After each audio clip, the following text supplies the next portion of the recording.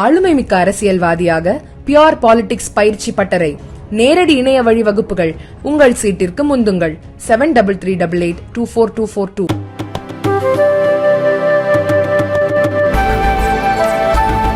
பிரதமர் மோடி தனது 3வது பதவி காலத்தின் முதல் அமைச்சரவை கூட்டத்தை தலைமை தாங்கி பல்வேறு அமைச்சர்கள் மற்றும் அதிகாரிகளிடம் அரசின் திட்டங்கள் குறித்து பேசியுள்ளார்.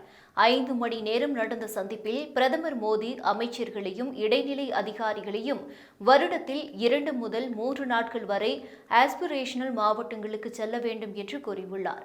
நாட்டில் ஏராளமான வளங்கள், மனித வளம் மற்றும் நிபுணர்கள் இருக்கும்போது பணியாற்ற கற்றுக்கொள்ளுங்கள் என்று அமைச்சர்கள் மற்றும் அதிகாரிகளை மோடி வலியுறுத்தினார். மேலும் அரசாங்கம் அனைத்து மக்களும் பயன்பெறும் வகையில் பல்வேறு திட்டங்களை செயல்படுத்தி வருகிறது. இருந்தும் அரசு செயல்படுத்தும் திட்டங்கள் பற்றி மக்களிடம் போதிய விழிப்புணர்வு இல்லை.